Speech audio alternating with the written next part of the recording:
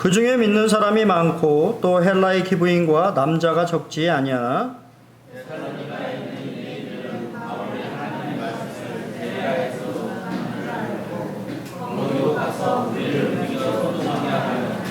형제들이 곧 바울을 내보내어 바다까지 가게 하되 실라와 디모데는 아직 거기 머물더라.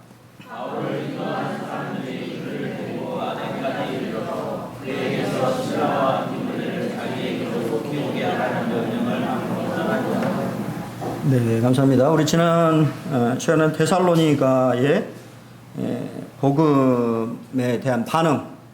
데살로니가는 어땠습니까? 우리가 그 데살로니가는 복음을 반대했죠. 우리가 잘 아는 바대로. 그래서 소동이 일어나서 뭐 쉽게 말하면 깡패들을 동원해서 이 소동이 일어났고 어쩔 수 없이 떠날 수밖에 없는 그러한 상황이 발생했던 것을 보게 됩니다. 그래서 그때 갔던 이제 지역이 바로 이제 오늘 등장하는 베레아라고 하는 지역인데요. 사실 이제 바울 일행의 안전을 위한 조치를 이렇게 취한 것입니다. 그래서 우리 지도를 혹시 잘 보이시는가 모르겠습니다만 에그나티아 가도, 그러니까 그 당시만 해도 고속도로처럼 지금의 우리 고속도로처럼 상당히 이제 잘 발달되어 있는 로마의 군사용, 그다음에 상업용 그런 도로가 이렇게 나 있는 것을 보게 되는데요. 그 도로 바로 밑에 있는 부분입니다. 그러니까 도로에서는 조금 떨어져 있는 에그나티아 가도에서 조금 떨어져 있는 그러한 곳에 위치한 곳이 바로 베레아. 데살로니가에서 서남쪽으로 73km 정도의 위치에 있는 현재 약 한 5만 정도 사는 아주 이 소규모 도시에 속한다고 하더라고요. 근데 베레아라고 하는 뜻이 원래 자체 물이 풍부한이라고 하는 뜻을 가지고 있는 지역 이름을 가지고 있는데요. 그래서 실제적으로 그 지역에는 할레아크몬과 악시온이라고 하는 두 개의 큰 강이 이 베레아 지역을 통과하고 있기 때문에 상당히 땅이 비옥한 평야지대와 또 이 산맥을 끼고 있기 때문에 운하가 발달되어 있는 사람이 살기에 상당히 이제 좋은 그러한 어떻게 보면 시골과 같은 느낌의 그러한 도시입니다. 사실 성경에 우리 방금 읽었던 말씀에는 안 나와 있지만 바울의 마음속에는 계속해서 로마에 가고자 하는 마음이 있었다라고 하는 것이 성경의 그 말씀을 통해서 우리가 알 수 있는데요. 사실 이렇게 보시면 그냥 쭉 이 데살로니가 그다음에 베레아 그쪽으로 해서 이제 그 서쪽으로 계속 가게 되면 우리가 이제 영어에 알바니아라고 되어 있고 두레스라고 하는 이제 곳이 이렇게 있는데요. 그 지역을 항구 도시 그 지역에서 배를 타고 가면 그냥 바로 로마예요. 그래서 아마 바울의 마음 속에서도 로마에 가고자 하는 그런 마음들이 그의 마음 속에 있었던 것으로 보여집니다. 근데 하나님은 어디로 보내셨어요? 베레아로 내려갈 수밖에 없는 서남쪽 그 지역으로 내려갈 수밖에 없게 되는 걸 보게 되는데, 그러니까 로마서를 통해서 보면 형제들아 여러 번 너희에게 가고자 한 것을 너희가 모르기를 원하지 아니하노니 이는 너희 중에도 다른 이방인 중에서와 같이 열매를 맺게 하려 함이로되 지금까지 길이 막혔도다. 그리고 15장 22절에 보면 내가 너희에게 하려 하던 것이 몇 번? 여러 번 가려고 했다. 그러니까 아마 오늘 본문의 말씀에는 나와 있지 않지만 분명히 마음속에 바울의 마음속에는 그냥 직진해가지고 그 가도를 따라서 로마에 가고자 하는 마음속이 있었던 것으로 보여져요. 근데 그 당시에 어떠한 일이 있었냐면 로마의 황제인 클라우디우스 황제가 통치하는 시기였는데 서기 49년경에 로마에 거주하는 유대인들을 모두 다 추방을 했습니다. 5년간 추방을 했는데요. 왜냐하면 유대인들의 집회로 인해서 소요와 혼란을 막기 위한 조치였고, 이 추방령은 우리가 다음에 보게 될 사도행전 18장 2절에 등장하는 아굴라와 브리스길라 부부의 만남과 또 연관이 있는 것을 보게 돼요. 그러니까 무슨 말이냐면 추방을 당하지 않았다라고 하면 또 그리고 하나님이 이 바울을 이 베레아 지역 그리고 나중에 이제 아덴이라고 하는 그 지역 그다음에 고린도라고 하는 그 지역으로 인도하지 않으셨다고 하면 만났어요, 못 만났어요? 못 만났다고 하는 거예요. 근데 하나님은 이 훌륭한 두 동역자를 만나게 하시기 위해서 어떻게 보면 그러한 계획들을 가지고 인도하셨다라고 하는 것을 우리가 성경에는 나와 있지 않지만 생각해 볼 수가 있다고 하는 것입니다. 그래서 우리가 잘 아는 대로 사람의 마음으로 자기의 길을 계획할지라도 그의 걸음을 인도하시는 이는 누구십니까? 여호와시니라. 예, 그렇습니다. 우리 마음속에 여러 가지 계획들을 가지고 그러한 것들을 행하기를 원하고 당연히 사도 바울도 자기 마음속에 그러한 계획들을 가지고 있었지만 하나님은 그 방향이 아닌 전혀 다른 방향으로 그의 걸음들을 인도하셨던 것을 우리가 먼저 좀 생각해 볼 수 있다라고 하는 것입니다. 예, 어떻게 됐든 간에 지금 여기 이제 사진이 잘 깨끗하게 안 보이시는데요. 이제 지금이 저 사진이 바로 베레아라고 하는 지역의 지금 현재 사진이에요. 근데 우리가 말씀을 통해 보면 이 데살로니가에서 도망을 치듯이 나왔는데 바울은 바로 또 어디로 갑니까? 유대인의 해당으로 갔다고 성경은 우리에게 말합니다. 전혀 이축되지 않고 곧바로 복음을 전하는 것을 보게 됩니다. 베레아에 내려가는 것도 하나님의 계획 가운데 있는 일이었고요.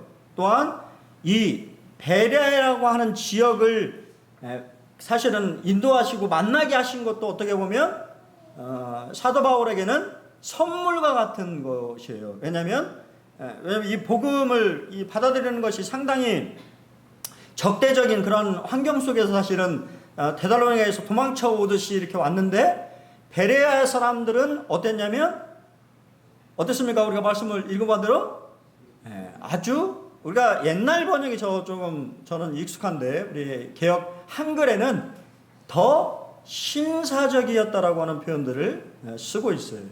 그러니까 이 유대인 하나에 갔는데 사람들이 상당히 이 거부감 없이 이 사도 바울의 메시지와 또 그들을 영접했다라고 하는 것들을 우리가 볼 수 있습니다. 그것은 왜 그렇게 하셨을까요? 왜냐하면 그들에게도 사도 바울의 일행에게도 새로운 격려와 힘이 필요했다고 하는 것을 하나님은 아셨다고 하는 것이죠. 예, 그렇습니다. 신사적인 사람들. 여러분은 우리 동희 형제는 많은 모임을 안 가봤죠? 예. 우리 용대 이제 계속 군산에 계셨네? 네. 예, 그렇습니다. 이게 토박이시네요.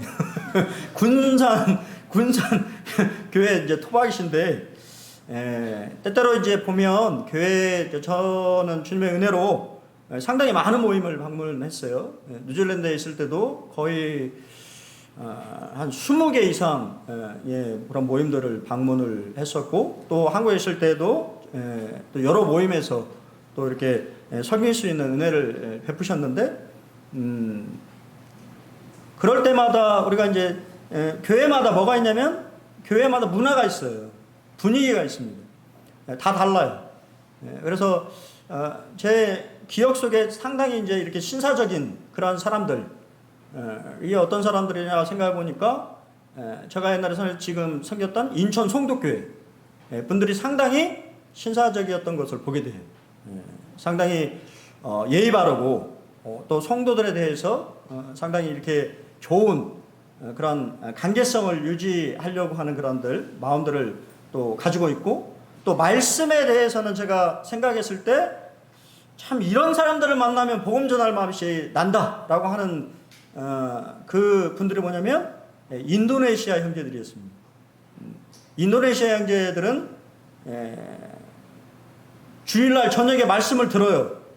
복음을 듣고 또 이 성도의 교제 말씀을 듣고 그러고 나서 다시 이제 안산에 일터 자기 이제 그쪽으로 가는데요. 거기 가서 또 2시간을 말씀 교제합니다. 근데 눈이 초롱초롱해요. 하나라도 배우려고 하는 그 형제들의 눈빛이 초롱초롱. 왜 이렇게 막 그냥 전하면 막 스펀지를 막 물을 막 빨아들듯이 그런 눈빛으로 그럼 얼마나 복음 전하기에 말씀을 전하기에 얼마나 좋겠어요. 2-3시간을 막 전해도 형제들이 졸린 기색 없이 내일 출근해서 일을 해야 되는데 말씀을 열정적으로 이렇게 듣는 그 모습이 지금도 제 기억 속에 남아있고, 또 그 형제들이 참 대단했던 것은 우리가 이제 끝나면 1시간 넘어요. 이제 인천으로 다시 돌아가야 할 그 시간, 1시간이 넘는 시간이 되는데 우리 이제 졸릴까봐 형제들이 커피랑 음료수를 이런 것들을 구비해서 졸지 말고 조심히 가시라고 그렇게 또 전달해주는 그 형제들의 모습을 또 이렇게 기억할 때 제가 만났던 사람들 중에 상당히 인상이 깊은 그런 이 형제자매들이었다고 좀 말씀을 좀 드릴 수가 있습니다. 그럼 신사적인 사람들은 어떤 사람들이냐? 열린 마음을 가진 사람들입니다. 베레아에 있는 사람들은 데살로니가에 있는 사람들보다 더 너그러워서 이렇게 이제 번역을 개역 개정을 했는데요. 너그럽다라고 하는 건 영어로 너블이라고 하는 단어를 쓰고 있는데요. 그것은 고상하다, 고결하다, 또 기품이 있다, 가문이 좋다, 뭐 이런 의미를 가지고 있는데, 사실 뭐 그런 신분적인 것을 말하고 있는 게 아니라 그 사람들의 성품적인 것을 말하고 있는 거죠.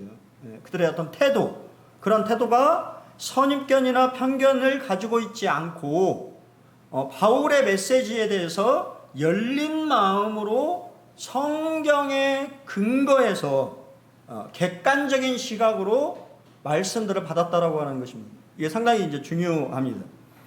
열린 마음이라고 하는 것은 결국 생각해봤을 때 어린아이 같은 마음인 것 같아요. 어린아이들은 있는 그대로 받아들이잖아요. 어른은 뭔가 선입견과 편견을 가지고 이렇게 이제 생각할 수 있는데, 아이들은 그냥 아이들 그 자체 그냥 있는 그대로 그렇게 받아들이는 것을 우리가 보게 되는데, 바이블 코드라고 하는 이제 그 바른 비디오라고 하는 거기서 이제 만든 그 컷인데요. 제가 괜찮아서 좀 가져왔어요. 어린아이와 하나님의 나라, 누가 어린아이 같은 자인가? 어린아이와 같다는 말은 무슨 뜻일까요? 우리가 일반적으로는 뭐 겸손, 순수함, 가르침에 대한 흡수력 등 다양한 주장들이 제시되었습니다. 그러나 놓쳐서는 안 되는 한 가지가 있습니다. 바로 어린아이의 지위입니다. 당시의 어린아이는 가부와 더불어서 대표적인 사회적인 약자였습니다. 오늘날처럼 사랑받는 아이를 생각하면 오산인 거죠. 우리 뭐 세준이, 우리 세준이 뒤에 있는 세준이 안녕? 세준이와 우리 예솔이가 상당히 이쁨을 받고 있죠? 이게 어떻게 존중을 받고 있다고 우리 자매님이 안 계시네? 우리 한결한 교님, 아이들이 존중을 받고 있죠? 근데 옛날에는 안 그랬잖아요. 우리 옛날 저희 때만 우리 그쵸 영대님? 옛날에 뭡니까? 약장수가 와도 약장수가 하는 말이 무슨 말이에요? 애들은 가라는 거죠. 애들은 가라. 왜? 애들만 오거든요. 약장수가 오면 신기하고 재밌고 하니까 아이들이 상당히 많이 오는데, 아이들은 사실 별 볼 일 없는 거죠. 왜? 약을 팔아야 되는데 아이들한테 약을 팔 수 없으니까 아이들은 가라고. 필요가 없다. 상당히 이제 이렇게 가치 없이 보는 그런 말들이 우리가 일상적으로 쓰였는데, 예수님이 이 말씀하시던 그 당시에도 어린아이가 그런 취급을 받았다라고 하는 것이죠. 아이들은 사실은 사실 어떻게 보면 그냥 부모의 재산처럼, 소유물처럼 아주 값어치를 낮게 보는 그렇게 생각을 했다고 하는 것입니다. 어린아이같이 받들다라는 표현에 주목해야 된다고 말합니다. 결국 하나님의 나라는 철저하게 낮아진 상태로 갈망하는 자에게 주어지는 은혜입니다. 맞습니까? 예. 저는 베레아 사람들이 좀 이런 사람들이었던 것 같아요. 하나님 앞에 선입견이나 편견 없이 겸손한 마음으로 낮아져 있어서 하나님의 말씀을 받을 때 열린 마음을 가지고 그냥 바울이 전해주는 복음을 그대로 받아들였다라고 하는 것을 생각해 볼 수가 있다고 저는 생각이 되어집니다. 자, 두 번째는요. 예, 넘길 수가 없네요. 사진을 찍으시네. 두 번째는 간절한 마음으로 말씀을 받았다라고 되어 있습니다. 간절하다. 우리가 킹제임스 버전에 보면 뭐라고 되어 있냐면 온전히 준비된 마음으로 받았다라고 해석할 수 있어요. 말씀을 받아들일 준비된 마음을 가지고 있었다라고 하는 말이죠. 즉, 그 말은 무슨 말이냐면 말씀을 배우려고 하는 자세를 가지고 있었다라고 하는 것이지. 네. 여러분 그런 태도를 가지고 계신가요? 예. 저는 제 자랑이 아니라 저는 지금까지 제가 말씀을 들으면서 졸아본 적이 없어요. 예. 청년이 말을 해도 어떤 분이 얘기를 해도 집중해서 들으려고 노력합니다. 그게 바른 자세라고 저는 이제 믿기 때문이에요. 예. 그런 자세들이 필요한 것이죠. 그래서 사실 제 고등학교 때는요, 별로 공부에 관심이 없어가지고 제일 뒷자리에 앉았어요. 저기 우리 이제 제 뒷자리에 계신 분들을 뭐라고 말씀드리는 게 아니에요. 뭐 어쩔 수 없이 뒷자리에 앉으셨는데 저도 뒤에를 선호했어요. 뒷자리. 근데 나중에 생각해 보니까 나중에 이제 대학을 뭐 좋은 대학은 아니었습니다만 제가 생각해 보니까 비싼 돈을 들이면서 내가 이렇게 대학을 다니는데 내가 그냥 뒤에 앉으면 안 될 것 같은 생각이 들어서 제일 앞에 앉았어요. 질문을 가장 많이 했습니다. 교수님한테 가장 많은 질문을 던졌던 사람 중에 한 사람이에요. 왜? 모르니까 교수님한테 질문을 하는 거죠. 당연히 내가 알면 질문을 하겠어요? 그래서 기억을 하셔요. 항상. 뭐 제가 나중에 우리 동행자님도 마찬가지죠? 아르토 씨는 무조건 앞에 앉아야 돼요. 선배들이 이제 지나가서 다 봅니다. 동영재는 안 그랬는가 봐요. 표정이 안 그랬던 표정이에요. 대학마다 좀 틀린데 원래 군기가 좀 센 데는 앞에 앉아요. 다 아르토 씨는 다 앉아 있어요. 졸면 안 돼요. 선배들이 그날 졸았다 그러면 바로 부릅니다. 저녁에 불러서 메퇴자가 시작되는 거예요. 태도가 잘못됐다고 군기가 빠졌다고 막. 근데 제가 그런 군기를 말씀드리는 게 아니고 그런 마음으로 간절한 마음, 준비된 마음으로 배우려고 하는 자세를 가질 때 말씀이 아무리 그 형제가 그렇게 뛰어난 언변이나 아니면 가르침이 없다고 하더라도 그 말씀 속에 교훈이 있다고 하는 것이죠. 나에게 말씀하시는 그런 말씀이 있다고 하는 것입니다. 그것을 말씀드리는 거예요. 제자라고 하는 것은 헬라어로 마데테스라고 하는 단어를 쓰는데요. 배우는 사람이라고 하는 뜻입니다. 배우는 사람. 제자는 배우는 사람입니다. 우리 배우는 사람 누구 생각합니까? 마리아. 그렇죠? 마리아. 그에게 마리아라는 동생이 있어 주의 발치에 앉아 그의 말씀을 듣더니. 여러분 이런 자세가 이제 필요한 것이죠. 스펄전은 그의 경청에 대해서 이렇게 얘기합니다. 오, 예수님과 더 많이 함께하기를 이것이 참된 삶이다. 오, 예수님께 더 많이 듣기를 이것이 참된 섬김이다. 오, 예수님을 더 깊이 사랑하기를 이것이 참된 보물이다. 오, 예수님과 함께 살고 그분을 넘어 나아가는 것은 꿈도 꾸지 않기를 이것이 참된 지혜다. 동의하시나요? 주님은 사실은 그러면 마리아는 아무것도 안 했냐? 아니에요. 말씀 자세히 보면 마리아도 준비를 했어요. 손님 맞이 준비를 했지만 마르다는 그 일에 분주해서 우선순위가 잘못된 것이지. 하지만 마리아는 가장 좋은 편을 택했습니다. 주님의 말씀을 듣는 것을 더 귀하게 여겼고 그의 준비 과정을 마친 다음에 발치에 앉아서 그분의 말씀을 경청해서 들었다고 주님은 그런 태도를 칭찬하셨던 것입니다. 시편 40편 1절에 하나님이여 사슴이 시냇물을 찾기에 갈급한 같이 내 영혼이 주를 찾기에 갈급하나이다. 이런 마음을 갖고 주님을 찾으시나요? 갈급함이 있습니까? 없어요?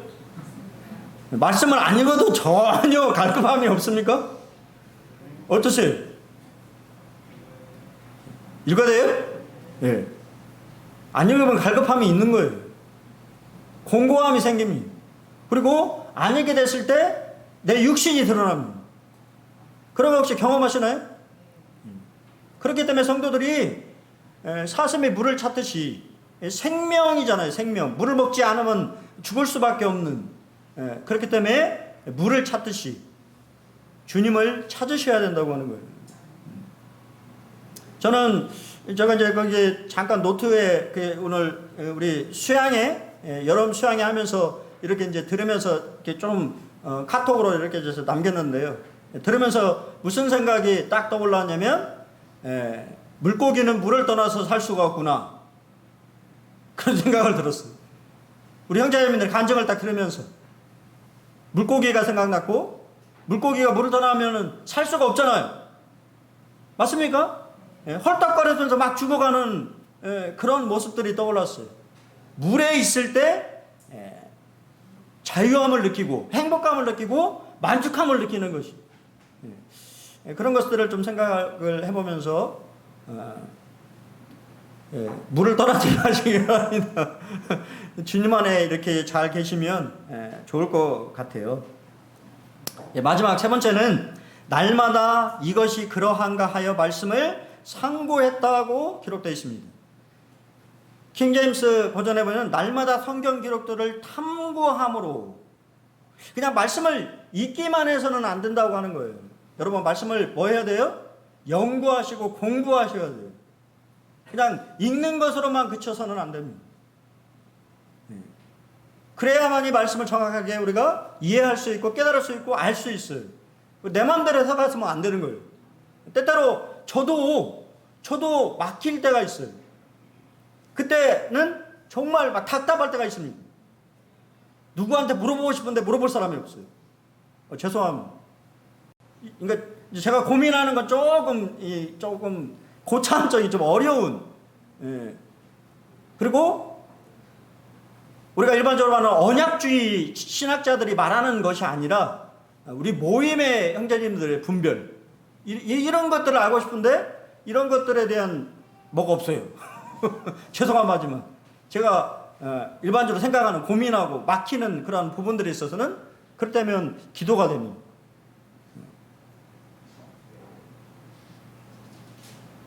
저도 그러는데 우리 성도님들은 어떠시겠어요? 마찬가지라는 거예요. 말씀을 그냥 아멘, 우리 교파는 무조건 아멘하고 그냥 가시잖아요. 아멘이 아니라 날마다 우리가 들었던 말씀을 성경 공부를 통해서 배운 말씀을 확인하고 점검하는 태도를 가지고 있어야 된다고 하는 것이죠. 어제 내가 우리 애녹자매한테 좀 갑자기 물어봤어요. 자매님, 수양회 때 말씀이 어땠어요? 그러니까 우리 애녹자매 갑자기 당황을 해가지고, 제가 이제 물어본 거는, 왜냐면 이제 제가 여러 가지 생각들이 좀 있어서 말씀 어떻게 들으셨느냐고 이렇게 물어봤는데, 우리 애녹자매님이 잘 말씀해 주셨어요. 이렇게 들었던 말씀들을 이렇게 일목요연하게 이렇게 얘기를 하는 거 보고, 자매님이 참 듣는 기가 있으시구나, 잘 들으셨구나, 그런 생각을 제 개인적으로 했습니다. 말씀을 듣고 그치는 것이 아니라 그 말씀이 정말 그러한가 하고 성경 말씀을 여러분 스스로가 공부하셔야 된다고 하는 거예요. 그것이 바로 신사적인 태도, 또 더 너그러운 우리의 성품이 하나님 앞에 더 이렇게 다듬어지는 그런 가정이라고 저는 생각이 되어집니다. 성경은 복 있는 사람이 어떤 사람이냐면 여호와의 율법을 즐거워하여 그의 율법을 주야로 묵상하는 사람이라고 말하고 있습니다. 복 있는 사람이 어떤 사람이라고요? 하나님의 말씀을 주야로 묵상하는 사람입니다. 아니, 우리 그리스도인은 우리가 시시때때로 매 순간 성령님을 통하여서 그런 말씀들을 묵상하는 것이죠. 그럴 때 복이 있다고 성경은 이야기합니다. 자, 그러면 베레아의 이 형제들의 이 베레아에 있는 사람들은 그 복음에 대해서 어떻게 반응을 했을까요? 당연히 이러한 태도로 말씀을 들으니 어떻게 나타납니까? 당연한 열매로 나타났습니다. 그 중에 믿는 사람이 많고 또 헬라의 기부인과 남자가 적지 아니하나. 사회적으로 정치적 지위가 높은 사람들을 포함해서 많은 여자들과 남자들이 믿게 되었습니다. 또 성경에 보면 핵심자 중에 한 명인, 우리가 계속 데살로니가에서도 그렇게 말씀드렸습니다만 제3차 선교여행에 동참한 인물 중에 한 명이 부로의 아들, 베레아 출신인 부로의 아들 소바도라고 하는 인물이 등장합니다. 근데 이 사람은 아마도 로마서 16장 21절에 있는 소시바더와 동일한 인물일 것이라고 다 그렇게 학자들이 동의하고 있어요. 같은 인물이다. 그 사람이 출신이 베레아 출신이었다라고 하는 것입니다. 저는 사실 베레아에 안 가봤는데요. 기사를 통해서 그곳에 가신 분의 이야기를 이렇게 이제 기사를 통해 접했는데, 베레아라고 하는 곳은 가보면 꼭 작은 예루살렘과 같다라고 이 가신 분이 그렇게 썼더라고요. 지금 우리가 말하는 우리 지금 이런 교회는 아닌데요. 그 조그만 인구 5만의 조그마한 도시인데 교회가 엄청나게 많다고 합니다. 근데 대부분 그리스 정교회 출신 교회예요. 근데 교회를 쉽게 만날 수 있는 곳이 이 베레아라고 하는 곳이라고 합니다. 그만큼 바울의 복음이 그 지역에 영향력을 미쳤다라고 저는 생각이 되어집니다. 당연히 우리가 말씀 읽은 대로 사탄도 그의 선교사를 그곳에 보냈습니다. 항상 복음이 증거되어지고 말씀이 증거되는 곳에는 누가 역사합니까? 사탄이 역사합니다. 왜냐하면 사탄은 하나님의 말씀이 전해지는 것을 정말 싫어하기 때문이에요. 복음을 통하여서 사람들이 구원받는 것을 싫어합니다. 그렇기 때문에 사탄은 데살로니가에 있는 사람들을 통해서 바울 일행을 로마 제국에 전복하려는 정치적인 불순분자로 모함해서 베레아에서도 더 이상 복음을 전하지 못하도록 만들었다라고 하는 거예요. 사탄은 그때도 말씀드렸지만 사람을 통해서 역사하고 또한 정치적인 그러한 권력자들을 통해서 역사에서 복음이 증거되지 못하도록 막는다라고 하는 거예요. 사실 우리 성도님들 차별금지법,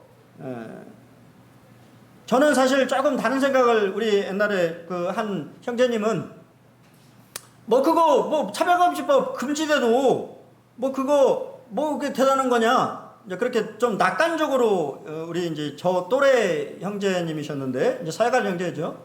그렇게 얘기를 했는데 저는 그게 좀 잘못된 생각이라고 저는 생각해요. 왜냐하면 우리 이제 교사분들이 많은데 학생인권 조례라고 하는 것이 발의됐어요. 진보, 정치 얘기를 하려고 말씀드리는 거 아닙니다. 학생인권 조례라고 하는 것이 발의됐고, 그것이 이제 진보 쪽에 있는 교사들 또 그러한 분들에 의해서 그렇게 만들어졌어요. 근데 거기에 포함되어 있는 게 뭐냐면 양성평등입니다. 양성평등이 뭐냐면 동성애와 관련된 거예요. 학생들이 그런 것을 배우는 겁니다. 그에 대해서 이 잘못됐다고 말하지 못하도록 얘기하는 거예요. 근데 그것이 법으로 제정되는 것이 차별금지법이에요. 제가 염려하는 것은 우리 아이들이 그것을 당연하게 여긴다라고 하는 거예요. 당연히 구원받은 성도들은 누가 그것을 차별금지법을 예를 들어서 한다고 그래가지고 복음 안 전할 사람 있습니까? 차별금지법 발효되면 복음 안 전하실 거예요? 아니잖아요. 하지만 믿음이 없고 아직 확실한 신앙의 토대에 서 있지 않은 아이들은 학교에서 배우는 그러한 것들이 뭐라고 여겨진다고요? 당연하게 받아들인다 그 말입니다. 그게 위험한 거예요. 우리 다음 세대 아이들이 영향을 받기 때문에 위험한 것입니다. 법이라고 하는 것이 그래서 무서운 거예요.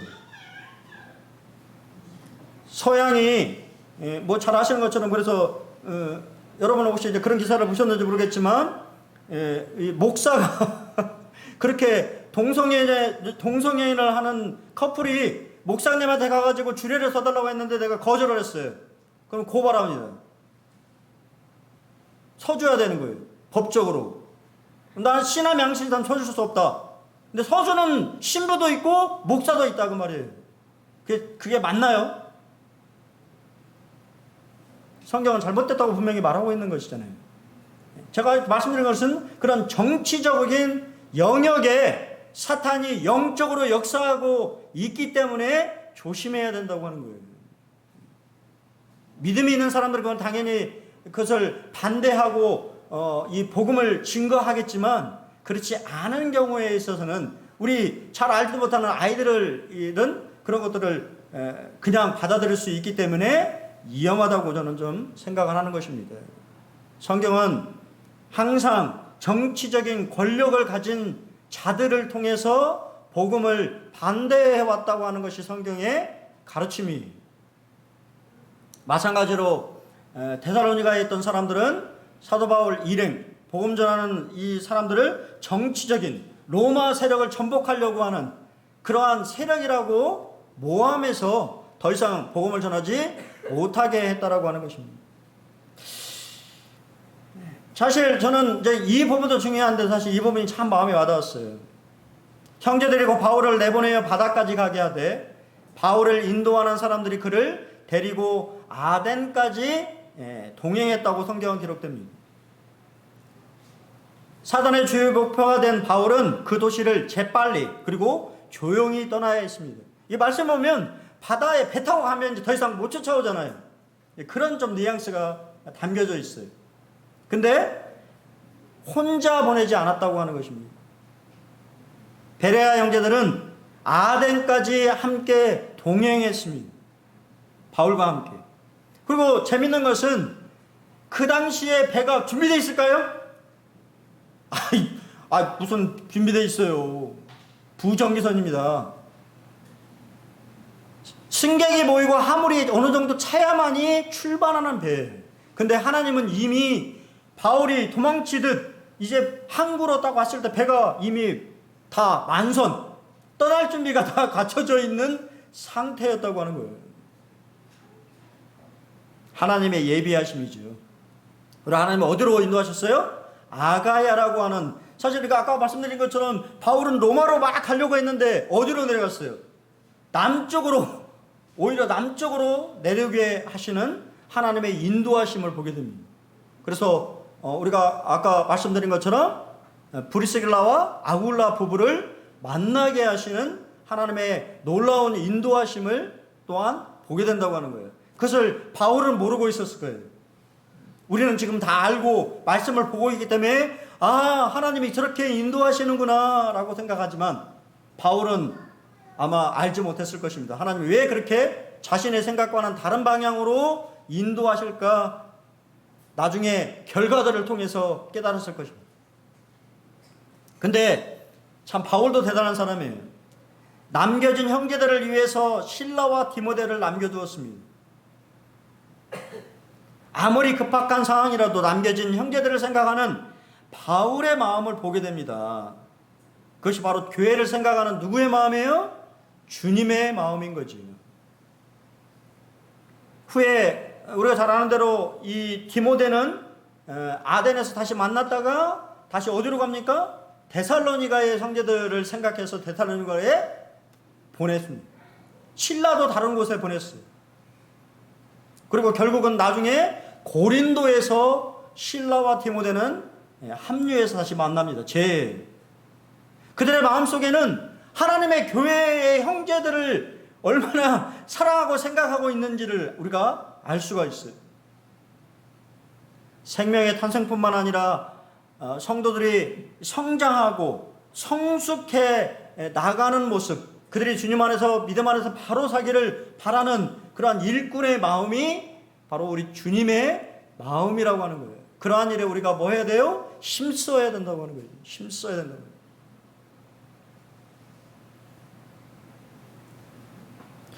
교훈 및 적용을 말씀드리고 말씀을 줄이겠습니다. 전 두 가지를 생각해 봤습니다. 베레아 교회처럼 우리 군산 보는로 교회가 신사적인 교회가 되었으면 참 좋겠습니다. 그런 평가를 받았으면 참 좋겠어요. 군산 보는로 교회 가니까 참 성도들이 신사적이더라. 참 성숙하더라. 그런 사람은 어떠한 사람입니까? 열린 마음을 가진 사람이에요. 너그러운 사람입니다. 선입견이나 판단을 하는 것이 아니라 그냥 있는 그대로, 우리 박중희 전님 오늘 안 계시는데 박중희 전님 교제하면 날마다 하시는 말씀이, 저한테 하시는 말씀이 있는 그대로 받아들여야 돼. 응? 형제, 있는 모습 그대로, 하나님은 있는 그대로 모습 보는 거야. 그런 얘기를 저한테 많이 하시는데 어느 정도는 저희 동의를 합니다. 우리 잘못하면 뭐 할 수 있어요? 위선을 할 수 있어요. 위선이라는 게 뭐예요? 가면이라는 뜻이잖아요. 나는 그렇지 않으면서 그런 척 할 수 있다고 말입니다. 그걸 주님이 원하실까요? 그렇지 않다고 봅니다. 열린 마음을 갖는 게 중요하죠. 또한 간절한 마음으로 말씀을 받아야 합니다. 그리고 그것이 그러한가 하여 날마다 성경을 상고해야 합니다. 두 번째는 형제 사랑에 넘치는 교회가 됐으면 참 좋겠습니다. 그렇죠? 형제 사랑이 넘치는 교회가 됐으면 좋겠습니다. 형제 사랑하기를 계속하고 형제 우애하는 교회. 형제 우애가 있다고 말이죠. 친밀함이 있다고 그래요. 형제들끼리. 그리고 거기에 뭐를 더하라고요? 아가페적인 사랑을 더하라고 주님 말씀하십니다. 데살로니가 교회에 대해서는 형제 사랑에 관하여서는 너에게 쓸 것이 없음은 너희 자신이 하나님의 가르침을 받아 서로 사랑하고 있다. 그들의 모습이 너무 아름답다라고 하는 그런 모습들을 저는 참 생각해보면서, 말씀을 생각해보면서 우리 군산 보는로 교회가 그러한 형제 사랑이 있었으면 참 좋겠다고 하는 생각을 제 마음속에 참 해보게 됩니다. 그래서 저만 한다고 되는 부분은 아니잖아요. 우리 모두가 서로 우리 믿음의 한 형제 자매로서 연약한 부분들을 이해해주고 용납해주고 또 격려하고 세워주고 함께 믿음의 이 여정들을 마칠 때까지 함께 했으면 참 좋겠다고 하는 생각을 저 개인적으로 좀 하게 됩니다. 옛날에 우리 어떤 형제님 이 가족분의 장례식을 이렇게 참석을 한 적이 있는데요. 결국은 제가 느낀 거는요. 결국은 땅에 묻힐 때까지 함께하는 사람들은 성도들이더라고요. 가족들도 몇 분 있지만 끝까지 함께 위로하고 함께하는 사람들은 성도들이었습니다. 참 그걸 보면서 참 많은 생각들을 하게 되었습니다. 그런 분이 있다고 하는 것은 참 감사한 일이구나라고 생각을 했어요. 여러분 그렇지 않습니까?